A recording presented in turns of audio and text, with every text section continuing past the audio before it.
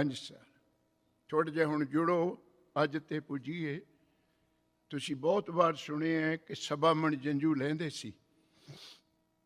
ਸੁਣਿਆ ਕੀ ਯਾਦ ਹੈ ਤੁਹਾਡੇ? ਬਸ ਜਾਣਨ ਦੀ ਲੋੜ ਹੈ। ਕੀ ਅਰਥ ਕੱਢੇ ਸਭਾ ਮਣ ਚੋਂ? ਬਸ ਸਭਾ ਮਣ ਕਹਿ ਕੇ ਸਰ ਗਿਆ। ਜੇ ਕੋਈ ਪੁੱਛੇ ਸਭਾ ਮਣ ਕਣਕ ਤੀ ਕਿ ਮੱਕੀ ਤੇ ਕਿ ਛੋਲੇ ਤੇ ਕਿ ਚੌਲ ਤੇ ਕਿਆ ਤੇ ਸਭਾ ਮਣ? ਉਹ ਜੰਝੂ ਸਭਾ ਮਣ ਕੀ ਸੀ? ਜੰਝੂ ਦੀ ਕਿਰਿਆ ਸੁਣੋ। ਦਾਸ ਨੇ ਪੜ੍ਹੀ ਹੈ ਪੁਰਾਣ ਵਿੱਚ। ਜੱਗਿਓ ਪਵੀਤੰ 4 ਨਾਂ ਨੇ ਜੰਝੂ ਦੇ। ਤੱਗ, ਜਨੇਊ, ਜੰਝੂ, ਜੱਗਿਓ ਪਵੀਤ। ਇਹ 4 ਨਾਂ ਨੇ ਜਨੇਊ ਦੇ। ਇਹ ਜਦੋਂ ਬਣਾਉਣੇ ਆ ਨਾ, ਤੁਹਾਨੂੰ ਪਤਾ ਹੈ ਕਿ ਖੱਤਰੀ ਤੇ ਬ੍ਰਾਹਮਣ ਇੱਕ ਜਿਹਾ ਜਨੇਊ ਨਹੀਂ ਪਾ ਸਕਦਾ। ਜਿਹੜਾ ਬ੍ਰਾਹਮਣ ਹੈ ਉਹ ਤੀਰਾ ਮੇਲਿਆ ਵਾ ਪਾਊਗਾ, ਖੱਤਰੀ ਦੂਰਾ ਮੇਲਿਆ ਪਾਊਗਾ, ਵੈਸ ਕਹਿਰਾ ਪਾਊਗਾ। ਦੇਖੋ ਕਿੰਨਾ ਫਰਕ ਹੈ। ਉਹ ਪੜ੍ਹਿਆ ਹੀ ਹੋਣਾ, ਤੇਹਰੇ ਪਾਏ ਨ ਤੱਗ। 3 ਵਾਰ ਮੇਲਿਆ ਹੋਇਆ ਬ੍ਰਾਹਮਣ ਪਾਉਂਦਾ, ਤੇਹਰੇ ਪਾਏ ਨ ਤੱਗ। ਖੱਤਰੀ 2 ਵਾਰ ਮੇਲਿਆ। ਪਰ ਬਣਦਾ ਕਿਵੇਂ? ਸਭਾ ਮਣ ਦੀ ਗੱਲ ਹੈ। ਬੀਬੀਆਂ ਦਾ ਕੱਤਿਆ ਹੋਇਆ ਨੀਚਲਾ ਕੱਚਾ ਸੂਤ। ਸਮਝਿਓ, ਜਿਹੜਾ ਬ੍ਰਾਹਮਣ ਨੇ ਪਾਉਣਾ ਉਹ 52 ਨੂੰ 3 ਵਾਰ ਦੋ ਜਰਬ। 3 ਵਾਰ 156। 156 ਉਂਗਲ ਮਿਣ ਕੇ ਲੈਣਾ। 156 ਉਂਗਲ ਉਹਨੂੰ ਵੱਟ ਵੱਟ ਕੇ ਫਿਰ ਕਰਨਾ 52 ਉਂਗਲ ਦਾ। ਨੋਟ ਕਰ ਲਿਓ ਵੀ ਤੁਸੀਂ, ਹਰ ਜਨੇਊ ਦੀ ਲੰਬਾਈ 52 ਉਂਗਲ ਹੋਊਗੀ। ਨਾ 51 ਨਾ 53 ਹੋ ਸਕਦੀ ਹੈ।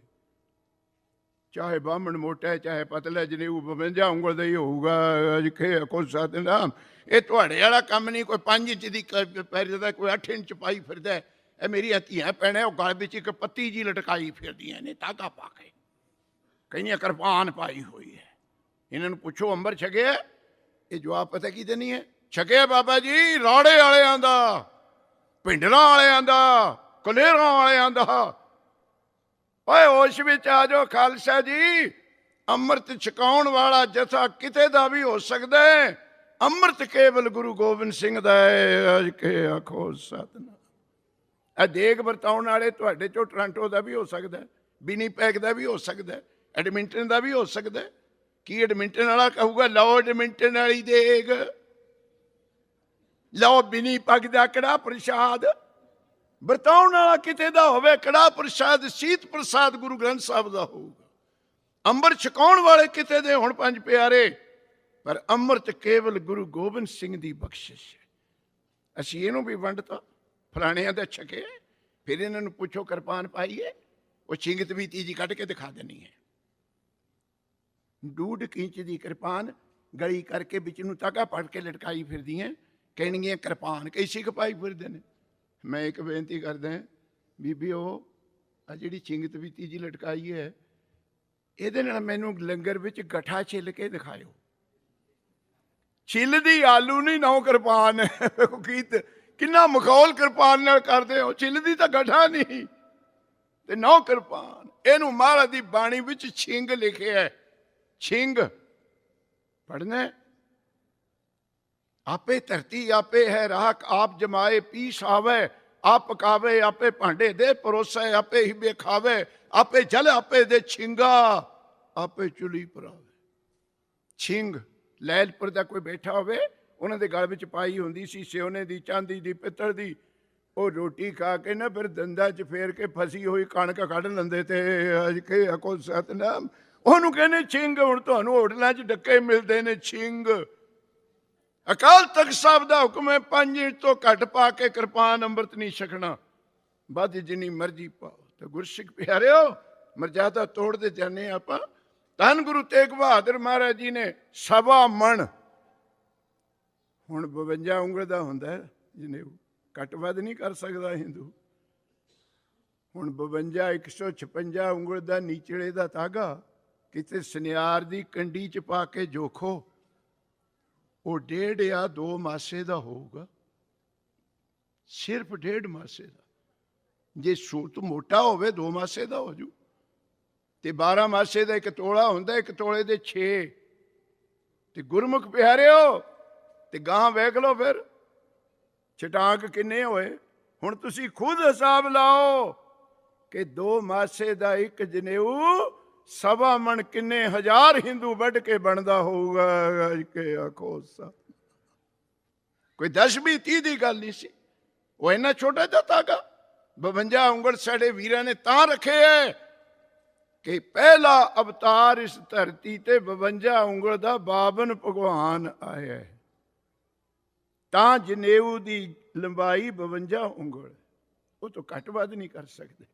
1.25 ਮਣ ਪਤਾ ਨਹੀਂ ਕਿੰਨੇ ਹਜ਼ਾਰਾਂ। ਹੁਣ ਇੱਕ ਮੈਂ ਅੱਜ ਦੇ ਇਤਿਹਾਸ ਨਾਲ ਜੋੜਾਂ ਗੱਲ। ਤੁਹਾਨੂੰ ਸਭ ਨੂੰ ਪਤਾ ਹੈ ਕਸ਼ਮੀਰ ਤੋਂ ਸ਼ੁਰੂ ਹੋਈ ਨਾ ਗੱਲ। ਕਸ਼ਮੀਰ ਵਿੱਚ ਸਭ ਤੋਂ ਪਹਿਲਾਂ ਹਿੰਦੂਆਂ ਨੂੰ ਮੁਸਲਮਾਨ ਬਣਾਉਣਾ ਸ਼ੁਰੂ ਹੋਇਆ। ਮੈਂ ਚਰਨਾਂ 'ਚ ਬੇਨਤੀ ਕਰਦਾ, ਨਾਰਿਆਂ ਨੂਰਿਆਂ ਨੂੰ ਛੱਡ ਕੇ ਕੁਛ ਆਪਣੇ ਵਿਰਸੇ ਨਾਲ ਜੁੜੋ, ਸੋਚੋ ਸਾਡੇ ਨਾਲ ਕੀ ਹੋ ਰਿਹਾ। ਐਵੇਂ ਜਿੰਦਾਬਾਦ ਮੁਰਦਾਬਾਦ ਵਿੱਚ ਨਾ ਫਸਿਆ ਕਰੋ, ਜਾਣਨ ਦੀ ਕੋਸ਼ਿਸ਼ ਕਰੋ। ਹੁਣ ਹਿੰਦੂਆਂ ਨੂੰ ਮੁਸਲਮਾਨ ਬਣਾਉਣਾ ਸ਼ੁਰੂ ਕੀਤਾ ਕਸ਼ਮੀਰ ਤੋਂ। ਕੀ ਦਿੱਲੀ ਵਿੱਚ ਹਿੰਦੂ ਨਹੀਂ ਸੀ? ਉਹਨਾਂ ਨੂੰ ਕਿਉਂ ਨਹੀਂ ਬਣਾਇਆ? ਦਿੱਲੀ ਦੇ ਕੋਲ ਹਰਿਦੁਆਰ ਹਿੰਦੂਆਂ ਦਾ ਭਰਿਆ ਹੋਇਆ, ਦਿੱਲੀ ਦੇ ਕੋਲ ਇਲਾਹਾਬਾਦ ਹਿੰਦੂਆਂ ਦਾ ਭਰਿਆ ਵਾ, ਔਰ ਦਿੱਲੀ ਤੋਂ 80 ਕਿਲੋਮੀਟਰ ਮਥੁਰਾ ਹਿੰਦੂਆਂ ਦੀ ਭਰੀ ਹੋਈ। ਉੱਥੇ ਦੇ ਹਿੰਦੂਆਂ ਨੂੰ ਕਿਉਂ ਨਹੀਂ ਮੁਸਲਮਾਨ ਬਣਾਇਆ ਔਰੰਗਜ਼ੇਬ ਨੇ? ਤੇ ਕਸ਼ਮੀਰ ਦੇ ਹਿੰਦੂਆਂ ਨੂੰ ਪਹਿਲਾਂ ਸ਼ੁਰੂ ਕੀਤਾ। ਕਿਉਂ? ਕਸ਼ਮੀਰ ਵਿੱਚ ਹਿੰਦੂਆਂ ਦਾ ਉਹ ਸਥਾਨ ਹੈ, ਉਹ ਮਹੱਤਤਾ ਰੱਖਦਾ ਹੈ ਜੋ ਸਿੱਖੋ ਤੁਹਾਡੇ ਵਾਸਤੇ ਅਕਾਲ ਤਖਤ ਰੱਖਦਾ ਹੈ। ਅੱਜ ਕੇ ਆਖੋ ਸਤਿਨਾਮ। ਸ਼੍ਰੀ ਅਮਰਨਾਥ ਦਾ ਮੰਦਿਰ। ਸਮਝੋ ਇਹਨਾਂ ਗੱਲਾਂ ਨੂੰ। ਜੇ ਹਿੰਦੂਏ ਮੁਸਲਮਾਨ ਬਣਾਉਣੇ ਸੀ, ਪਹਿਲਾਂ ਦਿੱਲੀ ਵਾਲੇ ਨੂੰ ਬਣਾ ਲੈਂਦਾ, ਹਰਿਦੁਆਰ ਵਾਲੇ ਨੂੰ ਬਣਾ ਲੈਂਦਾ। ਨਹੀਂ ਨਹੀਂ, ਹਿੰਦੂ ਨਹੀਂ ਸੀ ਮੁਸਲਮਾਨ ਬਣਾਉਣੇ, ਹਿੰਦੂ ਬਣਨਾ ਬੰਦ ਕਰਨਾ ਸੀ। ਅੱਜ ਕੇ ਆਖੋ ਸਤਿਨਾਮ। ਸਮਝੋ, ਮੈਂ ਫੇਰ ਰਿਪੀਟ ਕਰਦਾ, ਹਿੰਦੂ ਮੁਸਲਮਾਨ ਨਹੀਂ, ਹਿੰਦੂ ਬਣਨੇ ਬੰਦ ਕਰਨੇ। ਉਹ ਬਣਦੇ ਸੀ ਕਸ਼ਮੀਰ ਤੋਂ। ਕਸ਼ਮੀਰ ਦਾ ਅਮਰਨਾਥ ਦਾ ਹੈੱਡ ਪ੍ਰੀਸਟ ਕੋਈ ਹੋਵੇ, ਜੋ ਹੁਕਮ ਕਰ ਦੂਗਾ, ਵਰਲਡ ਵਿੱਚ ਬੈਠਾ ਹਿੰਦੂ ਉਹਦੇ ਅੱਗੇ ਸਿਰ ਝੁਕਾਊਗਾ। ਇੰਨੀ ਪਦਵੀ ਹੈ ਉੱਥੇ ਦੇ ਹੈੱਡ ਪ੍ਰੀਸਟ ਦੀ। ਜਿਹੜਾ ਕਿਰਪਾ ਰਾਮ ਪੰਡਤ ਆਇਆ ਸੀ, ਜੋ ਵੀ ਕਹੇਗਾ ਹਰ ਹਿੰਦੂ ਉਹਦੇ ਅੱਗੇ ਸਿਰ ਝੁਕਾਊਗਾ। ਇੱਥੇ ਤਾਂ ਸਾਡੇ ਵੀਰ ਜੰਮੇ ਹੈ, ਪਤਾ ਨਹੀਂ ਕਿਹਨੇ ਪੁੱਠੀ ਮੱਤ ਦੇਤੀ, ਅਕਾਲ ਤਖਤ ਦੀ ਵੀ ਵਿਰੋਧਤਾ ਕਰ ਰਹੇ ਨੇ। ਅੱਜ ਕੇ ਆਖੋ ਸਤਿਨਾਮ। ਕੋਈ ਮੁਸਲਮਾਨ ਮੱਕੇ ਸ਼ਰੀਫ ਦੀ ਵਿਰੋਧਤਾ ਕਰਦਾ ਨਹੀਂ ਮਿਲੂਗਾ ਤੁਹਾਨੂੰ। ਕੋਈ ਹਿੰਦੂ ਕਿਤੇ ਕ੍ਰਿਸ਼ਨ ਜੀ ਦੇ ਜਨਮ ਦੀ ਵਿਰੋਧਤਾ ਕਰਦਾ, ਕਿਤੇ ਸ਼੍ਰੀ ਰਾਮ ਜੀ ਦੇ ਜਨਮ ਸਥਾਨ ਦੀ ਵਿਰੋਧਤਾ ਕਰਦਾ? ਨਾ ਕੋਈ ਕਰੇ। ਆਪਾਂ ਹੀ ਬਥੇਰੇ ਹੈ। ਅੱਜ ਕੇ ਆਖੋ ਸਤਿਨਾਮ। ਆਪਾਂ ਨੇ ਸਾਰਿਆਂ ਦਾ ਕੋਟਾ ਪੂਰਾ ਕਰ ਦੇਣਾ। ਵੇਖੋ ਕੈਸੀ ਹਾਲਤ ਹੋਈ ਹੈ ਸਾਡੀ। ਗੁਰਸਿੱਖ ਪਿਆਰਿਓ, ਜੋ ਅਮਰਨਾਥ ਦਾ ਪੁਜਾਰੀ ਕਹਿ ਦੂਗਾ, ਹਰ ਹਿੰਦੂ ਉਹਦੇ ਅੱਗੇ ਸਿਰ ਝੁਕਾ ਦੂਗਾ। ਔਰੰਗਜ਼ੇਬ ਨੂੰ ਪਤਾ ਸੀ ਇਹ ਵੱਡੇ ਤੇ ਨਹੀਂ ਮੁੱਕਣੇ, ਇਹਨਾਂ ਨੂੰ ਬਣਨੇ ਬੰਦ ਕਰੋ। ਤਾਂ ਕਸ਼ਮੀਰ ਚੁਣਿਆ ਸੀ 600-700 ਮੀਲ ਜਾ ਕੇ ਦਿੱਲੀ ਤੋਂ। ਕੀ ਦਿੱਲੀ ਹਿੰਦੂ ਨਹੀਂ ਸੀ? ਹੁਣ ਲਾਓ ਆਪਣੇ ਨਾਲ ਕੀ ਘਟਨਾ ਵਾਪਰੀ। ਸੰਤ ਜਰਨੈਲ ਸਿੰਘ ਜੀ ਭਿੰਡਰਾਂ ਵਾਲੇ ਦਿੱਲੀ ਤੋਂ ਹੀ ਗਏ ਤੇ ਅੰਮ੍ਰਿਤਸਰ। ਦਿੱਲੀ ਉਹ ਸੀ ਪਹਿਲਾਂ। ਮੈਂ ਤਾਂ ਸ਼ਹੀਦੀ ਤੋਂ 3 ਦਿਨ ਪਹਿਲਾਂ ਵੀ ਮਿਲ ਕੇ ਆਇਆ ਅੰਮ੍ਰਿਤਸਰ ਸਾਹਿਬ। ਦਿੱਲੀ ਸੀ। ਫਿਰ ਬਾਈ ਰੋਡ ਗਏ हैं। ਕੋਈ ਐ ਥੋੜਾ ਫਲਾਈਟ ਲੈ ਲਈ? ਨਹੀਂ, ਦਿੱਲੀ ਨਹੀਂ ਸੀ ਫੜਨਾ। ਟੀਚਾ ਤੇ ਅਕਾਲ ਤਖਤ ਸੀ। ਅੱਜ ਕੇ ਆਖੋ ਸਤਿਨਾਮ। ਸਮਝੇ ਨਹੀਂ ਅਸੀਂ ਨਾ ਗੱਲਾਂ। ਜੇ ਗੁਰਦੁਆਰੇ ਢਾਉਣੇ ਸੀ, ਦਿੱਲੀ ਬਥੇਰੇ ਸੀ, ਕਾਨਪੁਰ ਬਥੇਰੇ ਸੀ, ਭਰੀ ਪਈ ਹੈ ਦਿੱਲੀ। ਨਹੀਂ ਨਹੀਂ, ਨਿਸ਼ਾਨਾ ਬਣਾਇਆ ਅਕਾਲ ਤਖਤ ਹਰਿਮੰਦਰ ਸਾਹਿਬ ਨੂੰ, ਕਿਉਂਕਿ ਉੱਥੋਂ ਸਿੱਖੀ ਜੰਮਦੀ ਹੈ। ਅੱਜ ਕੇ ਆਖੋ ਸਤਿਨਾਮ।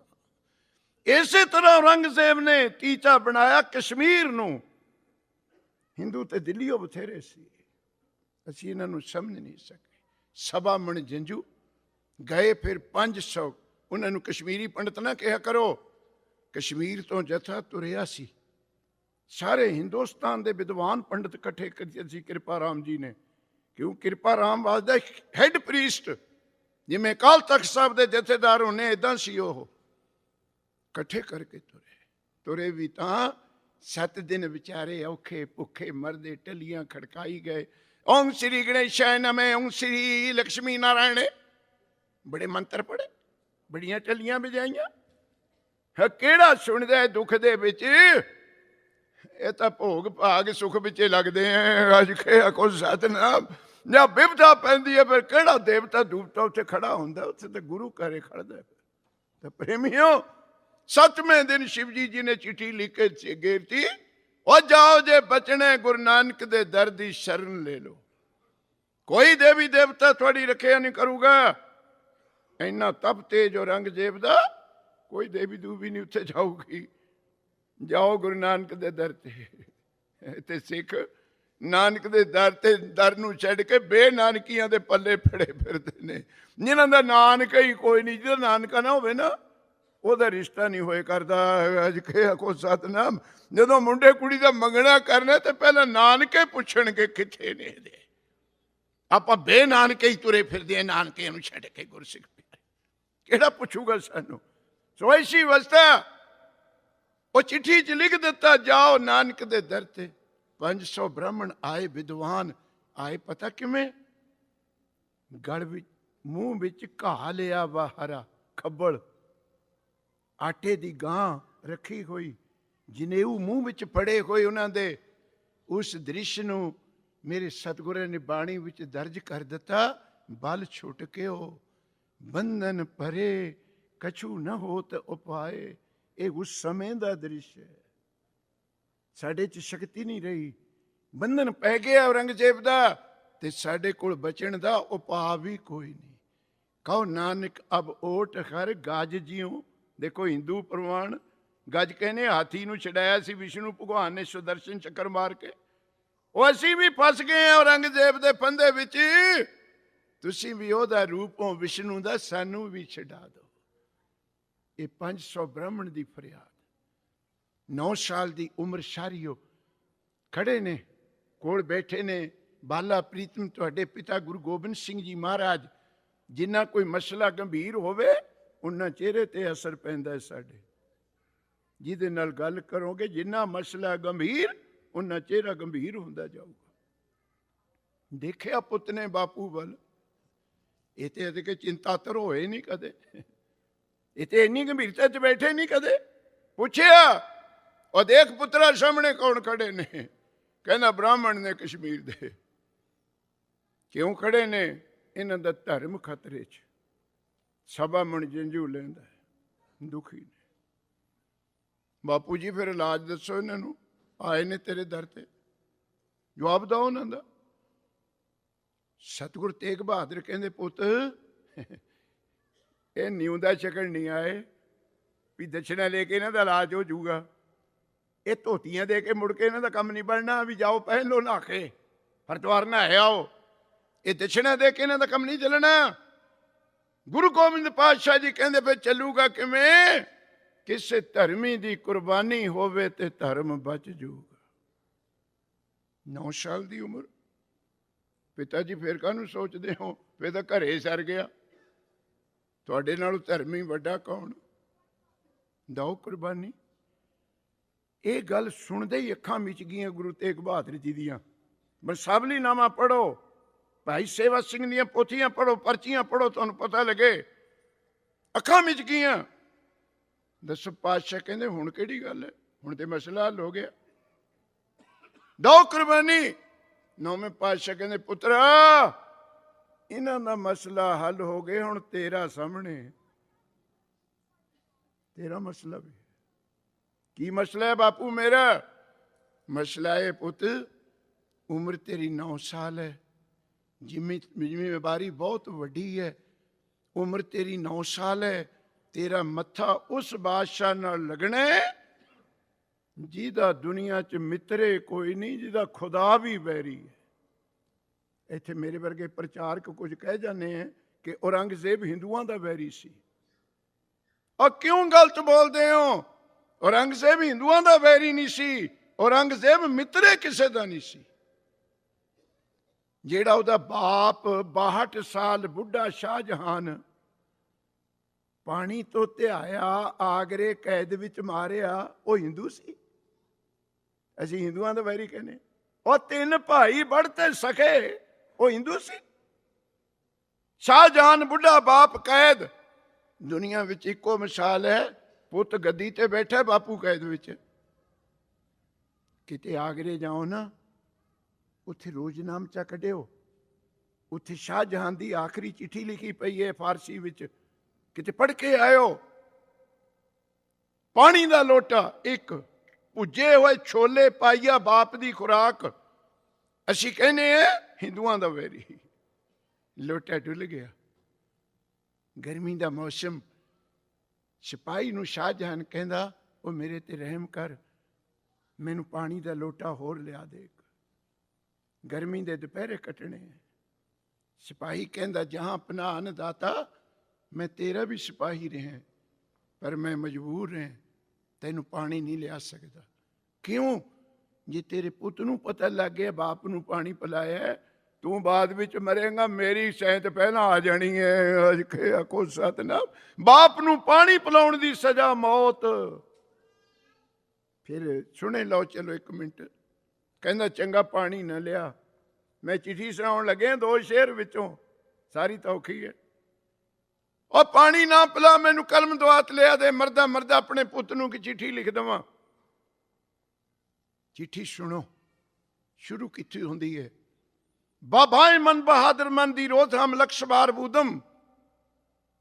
ਸ਼ਾਹਜਹਾਨ ਕਹਿੰਦਾ ਹੈ, ਮੇਰੇ ਬਹਾਦਰ ਪੁੱਤਰ। ਬਾਪ ਫਿਰ ਵੀ ਕਹਿੰਦਾ, ਦੀ ਰੋਜ਼ ਹਮ ਲਕਸ਼ਵਾਰ ਬੂਦਮ। ਦੀ ਰੋਜ਼ ਕਹਿੰਦੇ ਫਾਰਸੀ 'ਚ ਲੰਘ ਚੁੱਕੀ ਕੱਲ ਨੂੰ, ਇਮਰੋਜ਼ ਕਹਿੰਦੇ ਅੱਜ ਨੂੰ। ਓਏ ਪੁੱਤਰਾ, ਤੇਰੇ ਵਾਂਗ ਕੱਲ ਮੈਂ ਵੀ ਬਾਦਸ਼ਾਹ ਸੀ। ਦੀ ਰੋਜ਼ ਹਮ ਲਕਸ਼ਵਾਰ, ਲੱਖਾਂ ਸਵਾਰ ਮੈਨੂੰ ਸਲਾਮ ਕਰਦੇ ਸੀ, ਪਰ ਇਮਰੋਜ਼ ਮੁਥਾਜ਼ ਯਕ ਕਾਸ਼ਾਏ ਆਬਮ। ਕੱਲ ਲੱਖਾਂ ਸਵਾਰਾਂ ਦਾ ਮਾਲਕ ਸੀ, ਅੱਜ ਇੱਕ ਪਾਣੀ ਦੇ ਪਿਆਲੇ ਦਾ ਮੁਥਾਜ ਹੈ। ਪੁੱਤਰਾ, ਮੈਂ ਤੈਨੂੰ ਆਖਰੀ ਇੱਕ ਚੀਜ਼ ਕਹਿਣ ਲੱਗਿਆ, ਐ ਪਿਸ਼ਰ ਦੁਨੀਆ ਹੈ ਮਗਰੂਰੇ ਨਾ ਬਾਇਦ। ਮੇਰੇ ਬਾਪ ਦੀ ਪੁੱਤਾ, ਇੱਕ ਆਖਰੀ ਨਸੀਹਤ ਸੁਣ ਲੈ ਕਿ ਦੁਨੀਆ ਵਿੱਚ ਹਉਮੈ ਕਰਨਾ ਠੀਕ ਨਹੀਂ ਹੈ। ਅੱਜ ਕੇ ਆਖੋ ਸਤ। ਐ ਪਿਸ਼ਰ ਦੁਨੀਆ ਹੈ ਮਗਰੂਰੇ ਨਾ ਬਾਇਦ। ਤੁਹਾਨੂੰ ਵੀ ਬੇਨਤੀ ਹੈ, ਐ ਬਾਪੂ ਦੀ ਗੱਲ ਮੰਨ ਲਓ। ਕਬ ਹੂੰ ਖੀਰ ਖਾਂਡ ਘਿਓ ਨਾ ਭਾਵੇ, ਕਬ ਹੂੰ ਕੂਰਨ ਚਨੇ ਬਣਾਵੇ। ਕਦੇ ਖੀਰ ਨੂੰ ਵੀ ਕਹਿ ਦੂਗਾ ਸਵਾਦ ਨਹੀਂ ਲੱਗੀ, ਕੜਾਹ ਨੂੰ ਵੀ ਕਹਿ ਦੂਗਾ, ਪੂਰੀਆਂ ਨੂੰ ਵੀ, ਪਰ ਡਰ ਕੱਲ ਦਾ ਪਤਾ ਨਹੀਂ ਛੋਲਿਆਂ ਨੂੰ ਨੂਣ ਲਾਉਣ ਨੂੰ ਮਿਲਣਾ ਹੈ ਕਿ ਨਹੀਂ ਮਿਲਣਾ। ਕਬ ਹੂੰ ਖਾਟ ਸਪੇਦੀ ਸੁਪਾਵੇ, ਪਲੰਗ ਬਿਸਤਰੇ ਵਿਛੇ ਹੋਏ ਮਾਣ ਨਾ ਕਰ। ਕੱਲ ਦਾ ਪਤਾ ਨਹੀਂ ਕਬ ਹੂੰ ਭੂਮ ਪਿਆਰ ਨਾ ਪਾਵੇ। ਕਿਸੇ ਨੇ ਧਰਤੀ ਤੇ ਪਏ ਨੂੰ ਵੀ ਠਾਲ ਦੇਣਾ, ਇੱਥੇ ਕਿਉਂ ਪਿਆ, ਨੜ ਜਾ ਇੱਥੋਂ। ਤਾਂ ਫਿਰ ਥੋੜੇ ਜਿਹੇ ਜ਼ਿਆਦਾ ਗੰਭੀਰ ਨਾ ਹੋ, ਪਿਆਰ ਨਾਲ ਬੋਲਿਓ ਸਾਰੇ। ਰਾਜਿਆਂ ਤੋਂ ਭੀਖ ਮੰਗਾ ਦੇਵੇਂ, ਰਾਜਿਆਂ ਤੋਂ ਭੀਖ ਮੰਗਾ ਦੇਵੇਂ, ਰਾਜਿਆਂ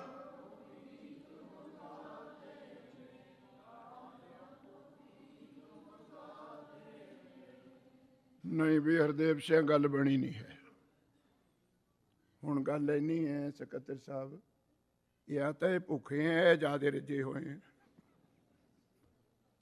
ਤੁਹਾਡੇ ਸੁਭਾਅ ਦਾ ਮੈਨੂੰ ਪਤਾ, ਨਾ ਤੁਸੀਂ ਭੁੱਖੇ ਬੋਲੋ ਨਾ ਰੱਜੇ ਬੋਲੋ। ਜਿਹੜੇ ਕੱਬੇ ਕੱਬੇ ਜਿਹੇ ਉਹੀ ਬੋਲਦੇ ਆ। ਇੱਕ ਵਾਰ ਫੇਰ ਬੋਲੋ, ਰਾਜਿਆਂ ਤੋਂ ਭੀਖ ਮੰਗਾ ਦੇਵੇਂ, ਰਾਜਿਆਂ ਤੋਂ ਭੀਖ ਮੰਗਾ ਦੇਵੇਂ।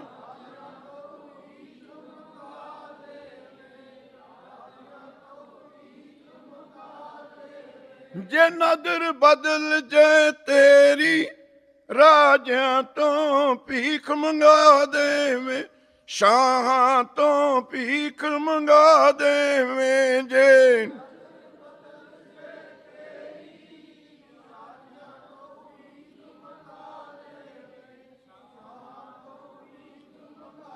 ਨਦਰ ਪੱਠੀ ਜੇ ਕਰੇ ਸੁਲਤਾਨਾ, ਕਾਹੋ ਕਰਾਂ। ਉਹ ਡਰ ਇੱਕ ਸ਼ੇਰ ਉਹਨੇ ਹੋਰ ਲਿਖਿਆ, ਕਹਿੰਦਾ ਫਰੀਨ ਬਾਦ ਹਿੰਦੂਆਂ ਹਰ ਬਾਬ, ਮੁਰਦਾ ਹਿੰਦ ਪਿਤਰ ਆਬ। ਕਹਿੰਦਾ ਮੇਰੇ ਪੁੱਤਰ ਔਰੰਗਜ਼ੇਬ, ਮੈਂ ਹਿੰਦੂਆਂ ਦੇ ਸਦਕੇ ਜਾਣੇ। ਦੇਖੋ ਕੈਸਾ ਸ਼ੇਰ ਹੈ। ਕਹਿੰਦਾ ਤੂੰ ਹਿੰਦੂਆਂ ਤੇ ਰਾਜ ਕਰਦਾ ਹੈ ਨਾ, ਤੂੰ ਹੀ ਸਿੱਖਿਆ ਲੈ ਲੈ। ਆਪਣੇ ਮਰੇ ਹੋਏ ਬਾਪ ਨੂੰ ਪਾਣੀ ਪਿਲਾਈ ਜਾਂਦੇ, ਤੂੰ ਜਿਉਂਦੇ ਦਾ ਹੀ ਬੰਦ ਕਰਤਾ। ਸਿੱਖਿਆ ਕੋ ਸਤਨਾ ਅਫਰੀਨ ਬਾਦ ਹਿੰਦੂਆਂ ਹਰ ਬਾਬ, ਕਿ ਮੁਰਦਾ ਪਿਤਰ ਦਿਹਿੰਦ ਆਬ। ਐ ਪਿਸਰ ਤੂੰ ਅਜਬ ਮੁਸਲਮਾਨੀ, ਜਿੰਦਾ ਪਿਤਰ ਯਕ ਆਬ ਨਾ ਰਸਾਨੀ। ਤੇ ਜਿਉਂਦੇ ਹੀ ਬਾਪ ਦਾ ਪਾਣੀ ਬੰਦ ਕਰ। ਨੌਵੇਂ ਪਾਤਸ਼ਾਹ ਕਹਿੰਦੇ ਤੇਰਾ ਪਤਾ ਕਿਹਦੇ ਨਾਲ ਵਾਹ ਪੈਣਾ ਹੈ? ਉੱਤਰ ਸੁਣੋ ਚਿੱਠੀ ਦਾ। ਉਸੇ ਕਾਗਜ਼ ਦੇ ਪਿੱਛੇ ਔਰੰਗਜ਼ੇਬ ਨੇ ਲਿਖ ਦਿੱਤਾ, ਅੱਬਾ ਤੈਨੂੰ ਪਤਾ ਹੋਣਾ ਚਾਹੀਦਾ ਇਸ ਜਹਾਨ ਵਿੱਚੋਂ ਤੇਰਾ ਪਾਣੀ ਮੁੱਕ ਚੁੱਕਿਆ ਹੈ। ਅਸੀਂ ਕਹਿੰਦੇ ਹਿੰਦੂਆਂ ਦਾ ਵੈਰੀ। ਤੂੰ ਗਲਤੀ ਕੀਤੀ, ਚਿੱਠੀ ਲਿਖੀ, ਇਸ ਸਿਆਹੀ ਦਾ ਤੂੰ ਘੁੱਟ ਭਰ ਲੈਂਦਾ, ਤੇਰੀ ਥੋੜੀ ਜਿਹੀ ਪਿਆਸ ਬੁਝ ਜਾਂਦੀ। ਕਿਹੜਾ ਮੂੰਹ ਕਵੇ ਔਰੰਗਜ਼ੇਬ ਹਿੰਦੂਆਂ ਦਾ ਵੈਰੀ। ਉਹਦੀ ਵੱਡੀ ਭੈਣ ਰੋਸ਼ਨਾਰਾ, ਰੋਸ਼ਨਾਰਾ ਰੋਡ ਹੈ ਦਿੱਲੀ 'ਚ, ਜਾਂਦੇ ਹੋ ਤੁਸੀਂ, ਉਹਨੂੰ ਪਤਾ ਲੱਗਿਆ ਬਾਪੂ ਦਾ ਇਹ ਹਾਲ ਹੈ, ਆ ਗਈ ਦਰਬਾਰ ਵਿੱਚ। ਔਰੰਗਜ਼ੇਬ ਦੇ ਚਪੇੜ ਮਾਰੀ ਵੱਡੀ ਸੀ ਰੋਸ਼ਨਾਰਾ। ਸ਼ਰਮ ਕਰ ਬਾਪ ਨਾਲ ਕੀ ਹਾਲ ਕੀਤਾ ਤੂੰ। ਫੜ ਕੇ ਗੁੱਤ ਤੋਂ ਸਿਪਾਹੀਆਂ ਨੂੰ ਕਹਿੰਦਾ, ਇਹਨੂੰ ਅੱਬਾ ਬਹੁਤ ਪਿਆਰਾ ਹੈ, ਇਹਨੂੰ ਅੱਬਾ ਵਾਲੇ ਕਮਰੇ 'ਚ ਛੱਡ ਕੇ ਆਓ। ਭੈਣ ਵੀ ਕੈਦ। ਔਰੰਗਜ਼ੇਬ ਦਾ ਪੁੱਤਰ ਬਹਾਦਰ ਸ਼ਾਹ, ਲਾਸਟ 7ਵਾਂ ਰਾਜਾ ਮੁਗਲਾਂ ਦਾ, ਆਪਣਾ ਪੁੱਤ ਵੀ ਕੈਦ, ਨੂੰਹ ਵੀ ਕੈਦ, ਆਪਣੇ ਪੋਤਰੇ ਵੀ ਕੈਦ। ਉਹ ਤਾਂ 10ਵੇਂ ਪਾਤਸ਼ਾਹ ਨੇ ਛਡਾਏ ਹੈ ਕਿਰਪਾ ਕਰਕੇ। ਅਸੀਂ ਕਹਿੰਦੇ ਹਿੰਦੂਆਂ ਦਾ ਵੈਰੀ। ਉਹ ਤੇਰਾ ਉਹਦੇ ਨਾਲ ਵਾਸਤਾ ਪੈਣਾ। ਹੁਣ ਸੁਣੋ ਆਪਣੇ ਬਾਪੂ ਦਾ ਜਵਾਬ। ਸਾਡਾ ਬਾਪੂ ਆਪਣੇ ਬਾਪੂ ਨੂੰ ਜਵਾਬ ਦੇ ਰਿਹਾ, ਬਾਪੂ ਮੇਰੀ ਚਿੰਤਾ ਨਾ ਕਰ, ਅੱਜ ਦੀ ਚਿੰਤਾ ਕਰ ਜਿਹੜੇ ਸਾਹਮਣੇ ਖੜੇ ਨੇ। ਤੇਗ ਬਹਾਦਰ ਕਹਿੰਦੇ ਤੇਰੀ ਕਾਹਤੇ ਨਾ ਕਰਾਂ। ਸੁਣੋ ਬਾਣੀ ਗੁਰੂ ਗੋਬਿੰਦ ਸਿੰਘ ਜੀ ਦੀ। 10ਵੇਂ ਪਾਤਸ਼ਾਹ ਕਹਿੰਦੇ, ਪਿਤਾ ਜਬ ਦਾंत ਨਾ ਥੇ ਤਬ दूध ਦਿਓ। ਜਦ ਮੈਂ ਜੰਮਿਆ ਮੇਰੇ ਮੂੰਹ 'ਚ ਦੰਦ ਨਹੀਂ ਸੀ। ਮੇਰੇ ਜੰਮਣ ਤੋਂ ਪਹਿਲਾਂ ਖੁਦਾ ਨੇ, ਰੱਬ ਨੇ ਮੇਰੀ ਮਾਂ ਦੇ ਸਰੀਰ ਵਿੱਚ ਮੇਰੇ ਖਾਤਰ ਦੁੱਧ ਪੈਦਾ ਕਰ ਦਿੱਤਾ। जब दांत न थे तब दूध दियो, अब दांत दिए के अन्न न है। मेरी चिंता न कर, हुण तां 32 दंद है, मैनू रोटी भी दऊगा, तू कुर्बानी दे। जब थे माता उदर में तब राखा था जोए, अब तो पहे 9 साल के क्यों न सहाई। ऐसा बचन सुन के 9वें पातशाह तुरे फिर। कह दिता जाओ, कह दो ਹਿੰਦੂਆਂ ਦੇ ਪੀਰ ਨੂੰ ਮੁਸਲਮਾਨ ਬਣਾ ਲੈ। ਇੱਥੇ ਇੱਕ ਹੋਰ ਗੱਲ ਸਮਝਿਓ, ਕਿੰਨਾ ਭਰੋਸਾ ਸੀ ਹਿੰਦੂਆਂ ਦਾ ਗੁਰੂ ਦੇ ਉੱਤੇ। ਇੰਨੀ ਗੱਲ ਕਹਿਣ ਤੋਂ ਹੀ ਮੰਨ ਗਏ, ਇੰਨੀ ਗੱਲ ਕਹਿਣ ਤੋਂ ਹੀ। ਮੈਨੂੰ ਬਣਾ ਲਵੇ, ਅਸੀਂ ਆਪੇ ਬਣ ਜਾਵਾਂਗੇ। ਕੋਈ ਭਰੋਸਾ ਸੀ ਨਾ ਵਿੱਚ, ਭਰੋਸਾ ਸੀ। ਨਹੀਂ ਤਾਂ ਡੋਲ ਜਾਂਦੇ ਤਾਂ ਕੀ ਪਤਾ ਕੱਲ ਨੂੰ ਮੁੱਕਰ ਨਾ ਜਾਵੇ। ਗੁਰੂ ਤੇ ਭਰੋਸਾ, ਸਾਡਾ ਭਰੋਸਾ ਵੀ ਨਹੀਂ ਰਿਹਾ। ਤੇ ਮੈਨੂੰ ਬਣਾ ਲਵੇ, ਬਣ ਜਾਣਗੇ। ਇਤਿਹਾਸ ਦਾ ਤੁਹਾਨੂੰ ਪਤਾ ਹੀ ਹੈ। ਫਿਰ ਤੇ ਗੁਰਸਿੱਖ ਪਿਆਰਿਓ, 2 ਵਜੇ ਤੱਕ ਟਾਈਮ ਹੈ।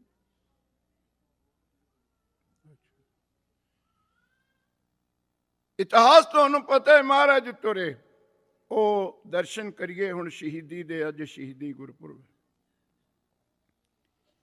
ਦਿੱਲੀ ਨਹੀਂ ਅਟਕੇ, ਮਹਾਰਾਜ ਆਗਰੇ ਗਏ। 180 ਕਿਲੋਮੀਟਰ ਅੱਗੇ। ਪਹਿਲਾਂ ਮਥੁਰਾ ਆਉਂਦੀ ਹੈ, ਫਿਰ ਆਗਰਾ ਆਉਂਦਾ। ਆਗਰੇ ਉਹ ਸਥਾਨ ਬਣੇ ਹੋਏ। ਬਿਰਧ ਮਾਤਾ ਦੇ ਘਰ ਗਏ ਸਤਿਗੁਰ। ਉਡੀਕਦੀ ਸੀ, ਹੱਥੀਂ ਖੱਦਰ ਕੱਤ ਕੇ ਆਪ ਬੁਣਿਆ ਸੀ। 9ਵੇਂ ਪਾਤਸ਼ਾਹ ਨੂੰ ਚੋਲਾ ਦੇਣਾ, ਉਹਦੀ ਸ਼ਰਧਾ ਪੂਰਨ ਖਾਤਰ ਉਹਦੇ ਘਰ ਗਏ। ਲਿਆ ਸਾਡੀ ਭੇਟਾ। ਕਹਿੰਦੀ ਅੱਜ ਰਾਤ ਰਹੋ, ਅਜੇ ਖੱਦਰ ਦਾ ਥਾਨ ਪਿਆ, ਮੈਂ ਚੋਲਾ ਸਿਉਂ ਦੇਵਾਂ। ਸਤਿਗੁਰ ਕਹਿੰਦੇ ਨਹੀਂ ਨਹੀਂ, ਜੋ ਹੈ ਦੋ। ਉਹ ਮਾਤਾ ਜੀ ਨੇ ਥਾਨੇ ਭੇਟ ਕਰਤਾ। ਉਸ ਗੁਰਦੁਆਰੇ ਦਾ ਨਾਮ ਹੈ ਗੁਰਦੁਆਰਾ ਮਾਈ ਥਾਨ। ਆਗਰੇ ਦੇ ਵਿੱਚ ਹੈ, ਦਰਸ਼ਨ ਕਰਿਓ ਜਾ ਕੇ। ਮਾਈ ਥਾਨ ਕਿਉਂਕਿ ਕੱਪੜਾ ਹੀ ਥਾਂ ਨੇ ਦਿੱਤਾ, ਮਾਈ ਥਾਨ। ਉੱਥੋਂ ਉੱਠ ਕੇ ਮਹਾਰਾਜ GT ਰੋਡ ਤੇ ਆਏ, ਜਿੱਥੇ ਗੁਰਦੁਆਰਾ ਗੁਰੂ ਕਾ ਤਾਲ ਹੈ, ਤੁਸੀਂ ਦਰਸ਼ਨ ਕਰਦੇ ਹੋ। ਉੱਥੇ ਵੀ ਇੱਕ ਸੇਵਕ ਦੇ ਕਾਰਜ ਸਵਾਰਨੇ ਸੀ। ਮਾਹੀ ਪਠਾਨ ਮੁਸਲਮਾਨ। ਔਰੰਗਜ਼ੇਬ ਨੇ ਅਨਾਉਂਸਮੈਂਟ ਕਰਤੀ, ਇਨਾਮ ਦਿੱਤਾ ਜਾਊਗਾ ਜਿਹੜਾ ਤੇਗ ਬਹਾਦਰ ਜੀ ਨੂੰ ਫੜਾ ਦੇਵੇ। ਲਓ ਦੀ ਭਾਵਨਾ ਐਸੀ ਸੀ, ਕਹਿੰਦਾ ਜੇ ਕਿਤੇ ਮੈਨੂੰ ਮਿਲ ਜਾਣ ਮੈਂ ਫੜਾ ਦੇਵਾਂ, ਮੇਰੇ ਗਰੀਬ ਦੀ ਕੁੜੀ ਦਾ ਵਿਆਹ ਹੋ ਜਾਵੇ। ਅੱਜ ਖੋ ਸਾਧਨਾ ਇਹ ਬਾਣੀ ਨੇ ਵੀ ਬਚਨ ਕੀਤਾ। ਕ੍ਰਿਸ਼ਨ ਮਹਾਰਾਜ ਗੀਤਾ ਵਿੱਚ ਕਹਿੰਦੇ, ਹਰੀ ਹਰਿਅੰਤੀ ਪਾਪਾ ਨੀਤੀ ਦੁਸ਼ਟਾ ਚਿਤਾ ਵਿਦਾਰਤੀ। ਏ ਰੱਬ ਦੇ ਨਾਂ ਨੂੰ ਲੈ ਲੋ, ਜੇ ਮਾੜਾ ਸਮਝ ਕੇ ਹੀ ਕਵੇਂਗਾ ਤਾਂ ਵੀ ਤੇਰਾ ਭਲਾ ਹੋ ਜਾਊਗਾ। ਅੱਜ ਆਖੋ ਸਤਿਨਾਮ। ਹਰੀ ਹਰਿਅੰਤੀ ਪਾਪਾ ਨੀਤੀ, ਪਾਪਾਂ ਦਾ ਨਾਸ਼ ਕਰ ਦੂਗੀ। ਦੁਸ਼ਟਾ ਚਿਤਾ ਨਿਵਾਰਤੀ, ਉਹਦੇ ਥਰੂ ਗ੍ਰਿਫਤਾਰ ਹੋਏ। ਕਹਾਣੀ ਜਾਣਦੇ ਹੋ ਤੁਸੀਂ। ਮੁੰਦੀ ਭੇਜੀ, ਦਸ਼ਾਲਾ ਭੇਜਿਆ, ਉੱਥੋਂ ਫਿਰ ਸਿਪਾਹੀਆਂ ਦੇ ਨਾਲ ਚਾਂਦਨੀ ਚੌਂਕ। ਚਾਂਦਨੀ ਚੌਂਕ ਕਿੱਥੇ, ਉਹ ਤਾਂ ਨੇਰ ਚੌਂਕ ਸੀ। ਭੂਤਾਂ ਦੀ ਹਵੇਲੀ ਕੋਈ ਦਿਨ 'ਚ ਵੀ ਨਹੀਂ ਸੀ ਲੰਘਦਾ ਉੱਥੇ ਨੂੰ। ਭੈ ਹੁੰਦਾ ਸੀ ਗੁਰਸਿੱਖ ਪਿਆਰੇ, ਉਜਾੜ ਬੀਆਮਾਨ, ਪ੍ਰੇਤ ਰਹਿੰਦੇ ਸੀ। ਡਰ ਦੇਣ ਖਾਤਰ ਮਹਾਰਾਜ ਨੂੰ ਉੱਥੇ ਕੈਦ ਕੀਤਾ ਗਿਆ। ਬੜੇ ਬੜੇ ਪ੍ਰੇਤ ਜ਼ਾਲਮ, ਪਰ ਉਹਨਾਂ ਔਰੰਗਜ਼ੇਬ ਨੂੰ ਪਤਾ ਨਹੀਂ ਸੀ ਇਹਨਾਂ ਦੇ ਕਰਮ ਖੁੱਲ ਗਏ, ਇਹਨਾਂ ਨੂੰ ਤਾਂ ਤਾਰਨਾ ਹੈ ਨੌਵੇਂ ਪਾਤਸ਼ਾਹ। ਉਹ ਪ੍ਰੇਤ ਹੱਥ ਬੰਨ ਕੇ ਕਹਿੰਦਾ, ਮਹਾਰਾਜ ਮੈਂ ਪ੍ਰੇਤ ਦੀ ਜੂਨੀ 'ਚ, ਤੁਸੀਂ ਸਾਨੂੰ ਤਾਰਨ ਆਏ ਹੋ, ਮੈਂ ਹੁਣ ਕੀ ਸੇਵਾ ਕਰਾਂ ਤੁਹਾਡੀ। ਚਾਂਦਨੀ ਚੌਂਕ ਦਾ ਇਤਿਹਾਸ ਹੈ ਕੈਦ ਦਾ, ਕੀ ਸੇਵਾ ਕਰਾਂ। ਸਤਿਗੁਰ ਕਹਿੰਦੇ, ਐਂ ਕਰ ਜਮਨਾ ਦੇ ਕੰਢੇ ਚੋਂ ਚੰਗੇ ਚੰਗੇ ਪੋਨੇ ਪੱਟ ਕੇ ਲਿਆ। ਉਹ ਮੇਰੇ ਆਣਦੇ ਨੂੰ ਪਤਾ ਪੋਨਿਆਂ ਦਾ। ਇੱਕ ਗੰਨਾ ਹੁੰਦਾ, ਇੱਕ ਪੋਨਾ। ਸਹਾਰਨਪੁਰ ਦਾ ਪੋਨਾ ਹੁੰਦਾ ਸੀ ਬਹੁਤ ਮਸ਼ਹੂਰ। ਗੰਨੇ ਦੀ ਉਹ ਨਸਲ ਹੁੰਦੀ ਹੈ, ਚੂਪਣ ਨੂੰ ਬੜਾ ਸੁਖਾਲਾ ਹੁੰਦਾ, ਮਿੱਠਾ। ਲਿਆ ਪੱਟ ਕੇ ਲਿਆਇਆ, ਧੋ ਕੇ ਮਹਾਰਾਜ ਨੂੰ ਦਿੱਤੇ। ਮਹਾਰਾਜ ਨੇ ਉਸ ਪ੍ਰੇਤ ਦਾ ਪ੍ਰਸ਼ਾਦ ਸਮਝ ਕੇ ਛਕੇ, ਤੇ ਛਕ ਕੇ ਨਾ ਥੋੜੇ ਜਿਹੇ ਜਿਹੜੇ ਬਚੇ ਸੀ ਛਿਲਕ ਆਦਿਕ, ਉਹ ਬਾਹਰ ਗੇਰਤੇ। ਆਏ ਭਾਈ ਮਤੀ ਦਾਸ ਜੀ, ਗੁਰੂ ਜੀ ਦਾ ਸੀਤ ਪ੍ਰਸਾਦ ਸਮਝ ਕੇ ਉਹ ਛਕ ਲਏ। ਸੁਣਿਓ ਤਾਸ, ਇੱਥੇ ਹੋਰੇ ਸੀਤ ਪ੍ਰਸਾਦ ਬਣਾਈ ਫਿਰਦੇ ਆ ਲੋਕ। ਹੁਣ ਕੋਈ ਦੇਹ ਧਾਰੀ ਬਾਬਾ ਭੋਗ ਲਾਉਂਦਾ, ਉਹਦਾ ਝੂਠਾ ਥਾਲ ਲੰਗਰ 'ਚ ਪਾਉਣੇ, ਕਹਿੰਦੇ ਸੀਤ ਪ੍ਰਸਾਦ ਹੋ ਗਿਆ।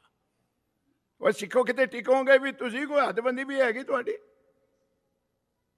ਮਨੁੱਖਾਂ ਦੇ ਝੂਠੇ ਚੀਜ਼ ਨੂੰ ਤੁਸੀਂ ਸੀਤ ਪ੍ਰਸਾਦ ਕਹਿੰਦੇ, ਫਿਰ ਇਹ ਕੀ ਹੋ ਗਿਆ। ਉਹ ਦੁਆਬੇ ਦੇ ਬਹੁਤ ਬੈਠੇ ਹਨ, ਤੁਸੀਂ ਗੁੱਸਾ ਨਾ ਕਰਿਓ। ਦੁਆਬੇ 'ਚ ਤਾਂ ਇੱਕ ਹੋਰੇ ਕੰਮ ਚੱਲਦਾ, ਉੱਥੇ ਸ਼ਰਾਬ ਦਾ ਪ੍ਰਸ਼ਾਦ ਚੜ੍ਹਦਾ ਪੀਰਾਂ ਨੂੰ। ਵਾਹ ਸਿੱਖੋ, ਲੋਕ ਚੰਦਰਮਾ ਤੇ ਛੋਲੇ ਬੀਜਣ ਨੂੰ ਫਿਰਦੇ, ਇੱਥੇ ਸਿੱਖ ਸ਼ਰਾਬ ਦਾ ਪ੍ਰਸ਼ਾਦ ਵੰਡਦੇ ਫਿਰਦੇ। ਵਾਹ ਸਿੱਖੋ, ਤੁਹਾਡੀ ਬੜੀ ਉੱਨਤੀ ਹੈ। ਮੁੰਡੇ ਕੁੜੀਆਂ ਦੀਆਂ ਲਾਈਨਾਂ ਲੱਗਦੀਆਂ, ਗਿਲਾਸਾਂ 'ਚ ਭਰ ਭਰ ਕੇ ਪਿਲਾਉਣੇ। ਇੱਥੇ ਕਮੇਟੀ ਵਾਲੇ ਕਹਿੰਦੇ, ਬਾਬਾ ਜੀ ਪ੍ਰਚਾਰ ਕਰਿਆ ਕਰੋ, ਲੋਕ ਸ਼ਰਾਬ ਛੱਡ ਜਾਣ। ਉਹ ਤਾਂ ਪ੍ਰਸ਼ਾਦ ਕਰਕੇ ਗਲਾਸ ਭਰ ਕੇ ਛਕਾਈ ਜਾਂਦੇ।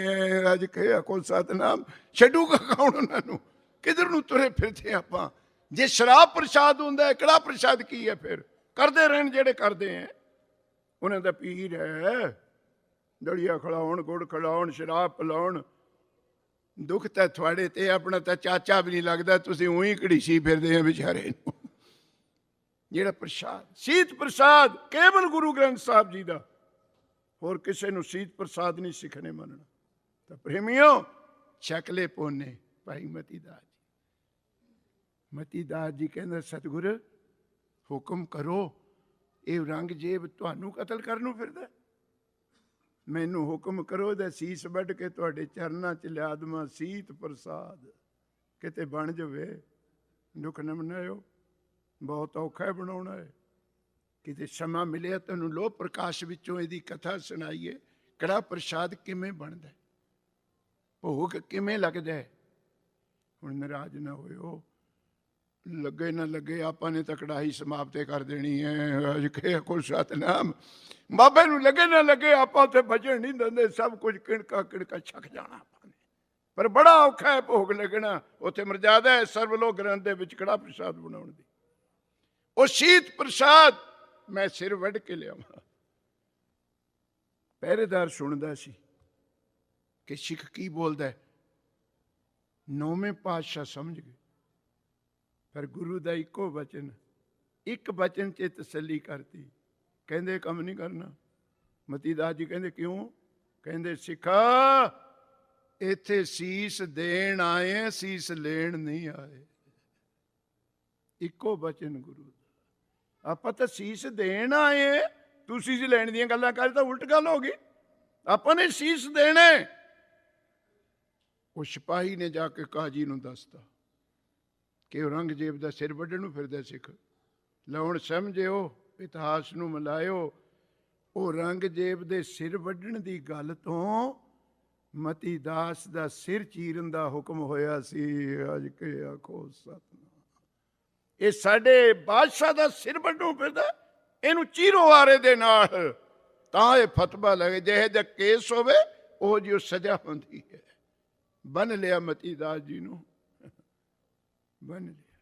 ਜਲਾਦ ਆ ਗਿਆ, ਆਰਾ ਆ ਗਿਆ। ਜਦੋਂ ਚੀਰਨ ਲੱਗੇ, ਮਤੀ ਦਾਸ ਜੀ ਕਹਿੰਦੇ ਜਲਾਦ ਤੈਨੂੰ ਚੀਰਨਾ ਆਉਂਦਾ? ਕਹਿੰਦਾ ਆਉਂਦਾ। ਨਹੀਂ ਆਉਂਦਾ। ਕਿਉਂ?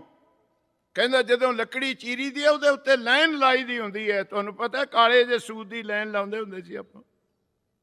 ਕਹਾਂਗੇ ਚੀਰ, ਹੁਣ ਤੇ ਆਟੋਮੈਟਿਕ ਕਹਿੰਦੇ ਨਾ, ਉਦੋਂ ਚੀਰ। ਪਹਿਲਾਂ ਮੇਰੇ ਸਰੀਰ ਉੱਤੇ ਲਾਈਨ ਲਾ, ਮੈਨੂੰ ਕਿਤੇ ਵਿੰਗਾ ਨਾ ਚੀਰਦੀ, ਸਿੱਧਾ ਚੀਰੀ। ਗੁਰਸਿੱਖ ਪਿਆਰਿਓ, ਕਾਜੀ ਹੱਸ ਪਿਆ, ਕਹਿੰਦੇ ਕਿੰਨਾ ਭੋਲਾ ਸਿੱਖ ਹੈ। ਲੱਕੜੀ ਤੇ ਸਿੱਧੀ ਚੀਰੀ ਦੀ ਕੁਛ ਬਣਾਉਣਾ ਹੈ, ਤੇਰੀ ਕੀ ਚਗਾਠ ਬਣਾਉਣੀ ਅਸੀਂ? ਤੇਰਾ ਕੀ ਬਣਾਉਣਾ? ਉਹ ਕਹਿੰਦਾ ਮੇਰੇ ਗੁਰੂ ਨੂੰ ਪਤਾ ਮੇਰਾ ਕੀ ਬਣਨਾ, ਪਰ ਸਿੱਧਾ ਚੀਰਿਓ। ਸਿੱਖੀ ਨੂੰ ਸੁਣੋ। ਹੁਣ ਸਿੱਖ ਸੁਣਦੇ ਹੋ, ਸਿੱਖੀ ਨੂੰ ਸੁਣੋ। ਕਿਉਂ ਸਿੱਧਾ ਚੀਰੀਏ? ਕਾਜੀਆ ਤਾਂ ਫਤਵਾ ਲਾਇਆ, ਇਹਨੂੰ ਦੋ ਹਿੱਸਿਆਂ ਵਿੱਚ ਚੀਰੋ, ਰੱਸੇ ਨਾਲ ਬੰਨ ਕੇ ਚਾਂਦਨੀ ਚੌਂਕ ਵਿੱਚ ਲਟਕਾਓ। ਸਾਰੀ ਦਿੱਲੀ ਦੇਖੇ ਕਿ ਸਿੱਖ ਨੇ ਬਾਦਸ਼ਾਹ ਤੇ ਵਿਰੁੱਧ ਬੋਲੇ, ਇਹਨੂੰ ਕੀ ਸਜ਼ਾ ਮਿਲੀ ਹੈ। ਇਹ ਨਾਲ ਲਟਕਾਉਣ ਦਾ ਫਤਵਾ ਸੀ। ਤੇ ਮੇਰੇ ਫੱਟਾਂ ਨੂੰ ਲਟਕਾਉਣਾ ਹੈ, ਕਿਤੇ ਵਿੰਗਾ ਨਾ ਚੀਰਦੀ। ਦੇਖਣ ਵਾਲਾ ਕਿਤੇ ਮਹਿਸੂਸ ਨਾ ਕਰ ਜਾਵੇ ਕਿ ਸਿੱਖ ਆਰੇ ਹੇਠ ਹਿੱਲਿਆ ਹੋਵੇਗਾ। ਅੱਜ ਕੇ ਆਖੋ ਸਤਿਨਾਮ। ਕਿਉਂਕਿ ਹਿੱਲਦੀ ਲੱਕੜੀ ਦਾ ਚੀਰ ਸਿੱਧਾ ਨਹੀਂ ਲੱਗਦਾ ਹੁੰਦਾ। ਇਹ ਮੇਰੀ ਸਿੱਖੀ ਨੂੰ ਕਲੰਕ ਲੱਗ ਜੂਗਾ, ਚੀਰ ਸਿੱਧਾ ਲਾਈ। ਕਾਜੀ ਕਹਿੰਦਾ ਤੇਰੀ ਆਖਰੀ ਮੰਗ ਕੀ ਹੈ? ਹੁਣ ਵੀ ਪੁੱਛਦੀਆਂ ਸਰਕਾਰਾਂ ਫਾਂਸੀ ਵਾਲੇ ਨੂੰ, ਹੈਗੀ ਨਾ? ਬਿਲਕੁਲ 100% ਝੂਠ ਹੈ। ਪੁੱਛਦੇ ਤੇਰੀ ਆਖਰੀ ਮੰਗ ਕੀ ਹੈ? ਜੇ ਅਗਲਾ ਕਹਿ ਦੇਵੇ ਮੇਰੀ ਮੰਗ ਹੈ ਮੈਨੂੰ ਛੱਡ ਦਿਓ,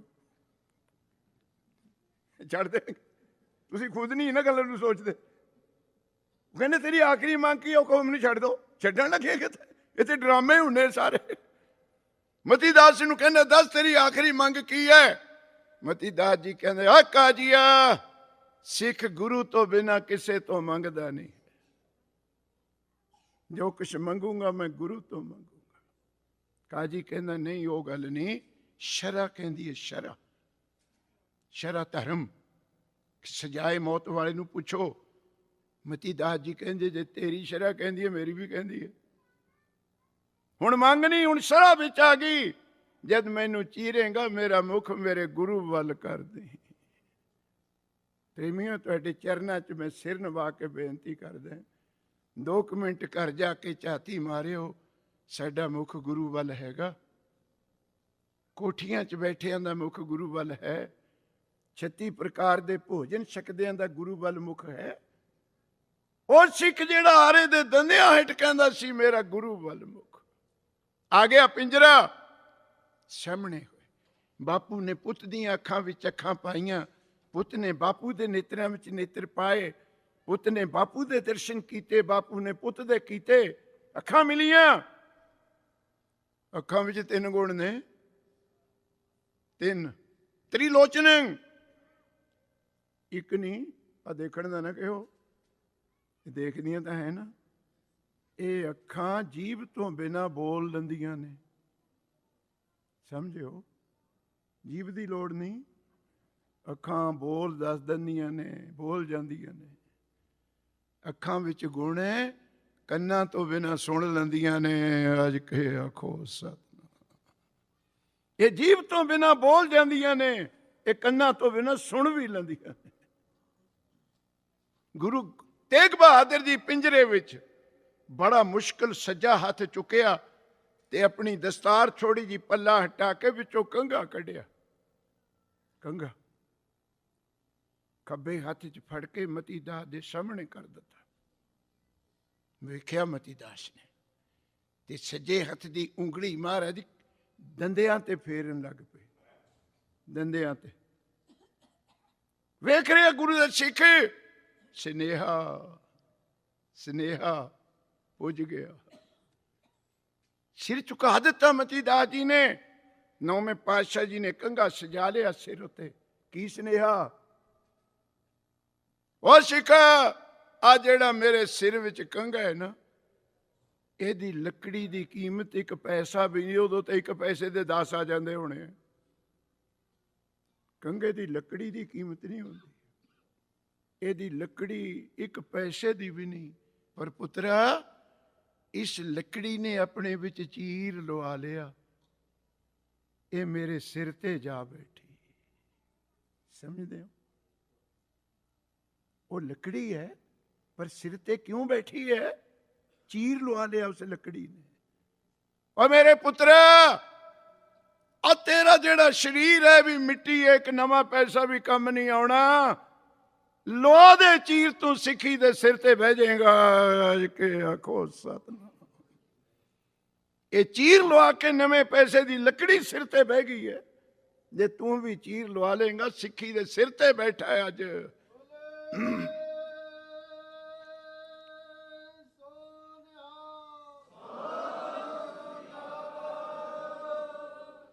ਨੌ ਲੈ ਜਾਂਦੇ ਜਿਨ੍ਹਾਂ ਨੇ ਆਰਿਆਂ ਨਾਲ ਤਨ ਚਰਾਏ। ਬੈਠਾ ਸਿੱਖੀ ਦੇ ਸਿਰ ਤੇ। ਹੁਣ ਸਮਾਂ ਨਹੀਂ ਹੈ ਜਿਹੜੇ ਨੌ ਲੈ ਜਾਂਦੇ ਹੈ, ਇਹਨਾਂ ਦਾ ਭਾਵ ਕਦੇ ਸਮਝੋ। ਗੁਰੂ ਹਾਜ਼ਰ ਹੈ। ਅਰਦਾਸੀਆ ਕਹਿੰਦਾ ਫਲਾਣੇ ਦਾ ਧਿਆਨ ਧਰੋ। ਬਹੁਤ ਕੰਪਲੀਕੇਟਡ ਮਸਲਾ ਹੈ। 10 ਗੁਰੂ ਤੇ ਕੋਲ ਬੈਠੇ ਨੇ। ਅਰਦਾਸ ਵਾਲਾ ਕਹਿੰਦਾ ਤਾਰੂ ਸਿੰਘ ਦਾ ਧਿਆਨ ਧਰੋ, ਮਤੀ ਦਾਸ ਦਾ ਧਿਆਨ ਧਰੋ। ਗੁਰੂ ਕਿੱਥੇ ਗਿਆ ਫਿਰ? ਕਿਤੇ ਸਮਾਂ ਮਿਲਿਆ। ਗੁਰੂ ਦੀ ਹਾਜ਼ਰੀ ਵਿੱਚ ਸਿੱਖਾਂ ਨੂੰ ਕਹੋ ਕਿਸੇ ਹੋਰ ਦਾ ਧਿਆਨ ਧਰ। ਕੋਈ ਕਾਰਨ ਹੈ ਵਿੱਚੋਂ ਗੁਰਸਿੱਖ ਪਿਆਰਿਓ। ਚੀਰਿਆ ਗਿਆ। ਲਵਾ ਲਿਆ ਚੀਰ, ਸਿੱਖੀ ਦੇ ਸਿਰ ਤੇ ਬੈਠ ਗਿਆ। ਭਾਈ ਦਿਆਲਾ ਜੀ ਨੂੰ ਬਾਲਿਆ, ਦੇਗਾਂ ਵਿੱਚ ਆਲੂ ਮੰਗ ਉਬਲਿਆ। ਭਾਈ ਸਚੀ ਦਾਸ ਜੀ ਨੂੰ 3 ਮਣ ਰੂੰ ਲਪੇਟ ਦਿੱਤੀ, ਤਾਰਾਂ ਬੰਨ ਦਿੱਤੀਆਂ। ਰੂੰ ਨੂੰ ਅੱਗ ਲਾ ਕੇ ਫੂਕੇ ਗਏ। ਕਿਵੇਂ ਜਿਸਮ ਦਾ ਖੂਨ ਜਲਿਆ ਹੋਣਾ, ਰੂੰ ਦੀ ਅੱਗ। ਪਰ ਜਪਜੀ ਦਾ ਪਾਠ ਨਹੀਂ ਛੱਡਿਆ, ਗੁਰੂ ਦਾ ਧਿਆਨ ਨਹੀਂ ਛੱਡਿਆ। ਇਹ ਸਭ ਕੁਝ ਸਾਹਮਣੇ ਹੋਇਆ। ਆ ਗਈ ਵਾਰੀ ਨੌਵੇਂ ਪਾਤਸ਼ਾਹ ਦੀ ਸਮਾਪਤੀ ਕਰੀਏ। ਬਹੁਤ ਕੁਝ ਹੋਇਆ।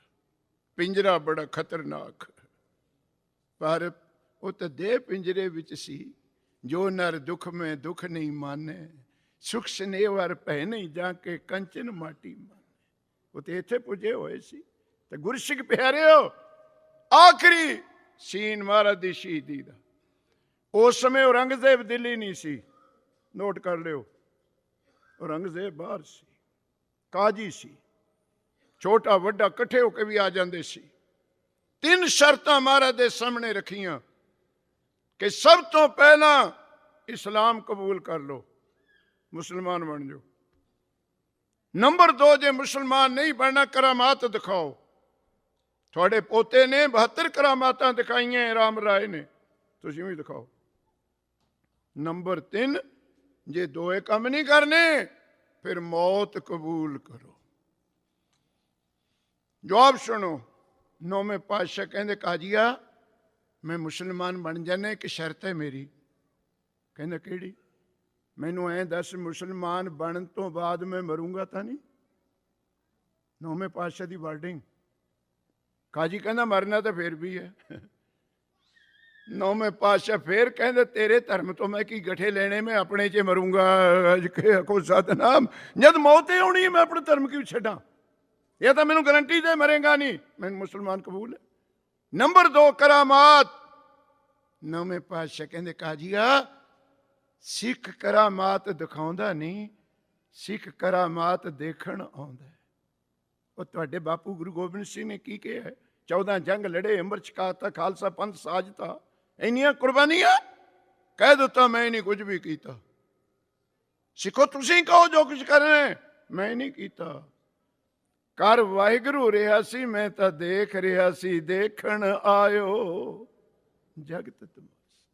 ਮੈਂ ਨਹੀਂ ਕੀਤਾ ਕੁਝ ਵੀ, ਕਰ ਹੋ ਰਿਹਾ ਸੀ, ਮੈਂ ਦੇਖ ਰਿਹਾ ਸੀ।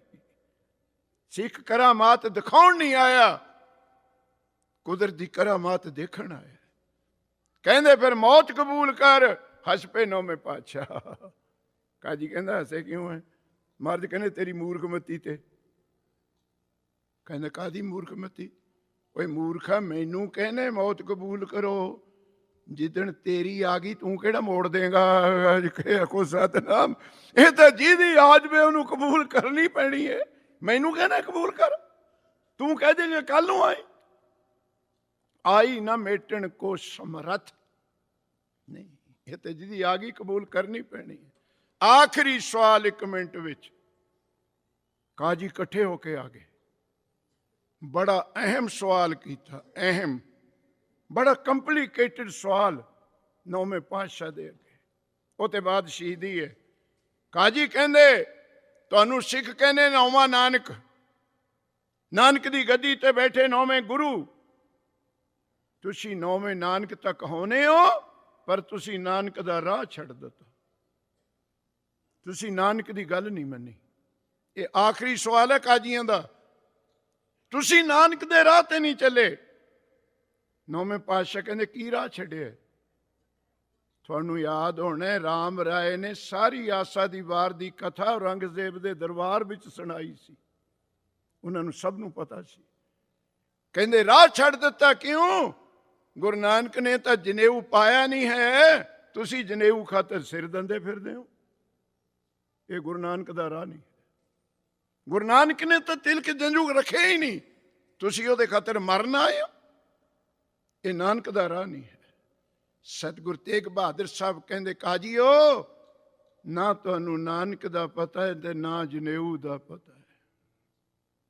ਕਹਿੰਦੇ ਬਾਣੀ ਸੁਣਾਤੀ, ਉਹਨਾਂ ਨੇ ਸੁਣੀ ਹੋਈ ਸੀ ਆਸਾ ਦੀ ਬਾਤ, ਨਹੀਂ ਪਾਇਆ। ਕਹਿੰਦੇ ਉਹਦੇ ਵਿੱਚੋਂ ਨੁਕਤਾ ਲਓ, ਤੁਸੀਂ ਵੀ ਲੈ ਲਓ। ਇਹ ਨਹੀਂ ਕਿ ਬਾਹਮਣਾਂ ਦੀ ਨਿੰਦਾ ਹੀ ਕਰੀ ਜਾਣੀ ਹੈ। ਨਹੀਂ ਪਾਇਆ ਜਨੇਊ, ਜਵਾਬ ਦੇ ਦਿੱਤਾ।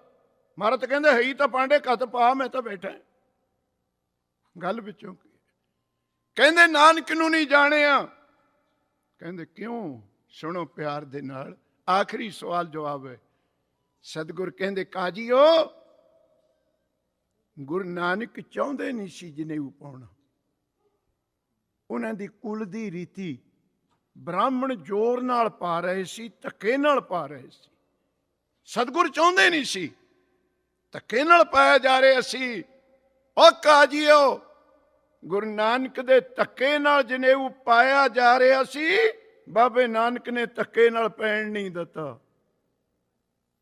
ਤੁਹਾਡਾ ਔਰੰਗਜ਼ੇਬ ਧੱਕੇ ਨਾਲ ਲਾਉਂਦਾ ਹੈ, ਗੁਰੂ ਤੇਗ ਬਹਾਦਰ ਲੈਣ ਨਹੀਂ ਦਊਗਾ। ਅੱਜ ਕੇ ਆਖੋ ਸਤਨਾਮ। ਗੱਲ ਤੇ ਧੱਕੇ ਦੀ ਹੈ, ਜਨੇਊ ਦੀ ਨਹੀਂ ਹੈ। ਕਾਜੀ ਸ਼ਰਮਿੰਦਾ, ਬਾਬਾ ਨਾਨਕ ਚਾਹੁੰਦਾ ਨਹੀਂ ਸੀ, ਜ਼ੋਰ ਨਾਲ ਪਾਇਆ ਜਾ ਰਿਹਾ ਸੀ, ਨਹੀਂ ਜ਼ੋਰ ਚੱਲਣ ਦਿੱਤਾ।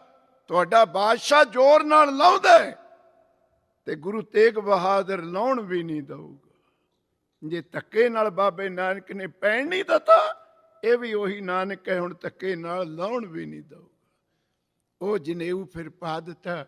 ਮੈਨੂੰ ਬੜੇ ਬੜੇ ਹਿੰਦੂ ਵੀਰ ਬਣਾ ਲੈਂਦੇ, ਬੰਬਈ, ਕਲਕੱਤੇ ਆਦਿਕ, ਪੂਨੇ ਆਦਿਕ ਹਿੰਦੂ ਸਭਾਵਾਂ ਵਿੱਚ ਤੁਹਾਡੀ ਕਿਰਪਾ ਹੈ। 4 ਅੱਖਰ ਸੰਸਕ੍ਰਿਤ ਦੇ ਜਾਣ ਕਰਕੇ ਗਾਇਤਰੀ ਦੀ ਕਥਾ ਕਰਾਈ ਹੈ ਮੇਰੇ ਤੋਂ ਬ੍ਰਾਹਮਣ ਵੀਰਾਂ ਨੇ। ਕੋਈ ਵੱਡੀ ਗੱਲ ਨਾ ਸਮਝਿਓ, ਗਾਇਤਰੀ ਦੀਆਂ 3 ਤੁਕਾਂ ਹੈ। ਅੱਜ ਕੋ ਸਤਨਾਮ 3 ਕਥਾ ਬਹੁਤ ਲੰਮੀ ਹੈ। ਹਨੂਮਾਨ ਨਾਟਕ ਦੀ ਕਥਾ ਹੋਈ ਹੈ, ਚਲੀਸੇ ਦੀ ਕਥਾ ਹੋਈ ਹੈ। ਮੈਂ ਸ਼ਰੇਆਮ ਹਿੰਦੂ ਵੀਰਾਂ ਨੂੰ, ਜਿੱਥੇ ਸ਼ੰਕਰ ਆਚਾਰੀਆ ਵੀ ਬੈਠੇ ਹੁੰਦੇ ਆ ਸਭਾ ਵਿੱਚ, ਬੋਲਣ ਦਾ ਆਨੰਦ ਉੱਥੇ ਆਉਂਦਾ ਹੈ। ਜਿੱਥੇ ਸ਼ੰਕਰ ਆਚਾਰੀਆ ਵਰਗੇ ਵਿੱਚ ਬੈਠੇ ਹੋ, ਉਦੋਂ ਪਤਾ ਲੱਗਦਾ ਬੋਲਣ ਦਾ। ਮੈਂ ਉੱਥੇ ਹਿੰਦੂ ਵੀਰਾਂ ਨੂੰ ਕਹਿੰਦਾ ਹੁੰਦਾ, ਹਿੰਦੂਓ ਉਹ ਸਾਡੇ ਭਰਾਵੋ ਕਿਰਤ ਘਣ ਨਾ ਬਣੋ। ਕਿਉਂ? ਆ 9ਵੇਂ ਪਾਤਸ਼ਾਹ ਦਾ ਸ਼ਹੀਦੀ ਗੁਰਬ ਤੁਸੀਂ ਮੰਦਿਰਾਂ 'ਚ ਮਨਾਇਆ ਕਰੋ, ਹਰਿਦੁਆਰ ਮਨਾਇਆ ਕਰੋ, ਇਲਾਹਾਬਾਦ ਮਨਾਇਆ ਕਰੋ, ਕਿਉਂਕਿ ਇਸ ਸ਼ਹੀਦੀ ਦੇ ਨਾਲ ਤਾਂ ਸਿੱਖਾਂ ਦਾ ਸੰਬੰਧ ਹੀ ਕੋਈ ਨਹੀਂ। ਇਹ ਤਾਂ ਤਿਲਕ ਜੰਨੂ ਰਾਖਾ ਪ੍ਰਭ ਤਾਂ ਕਾ।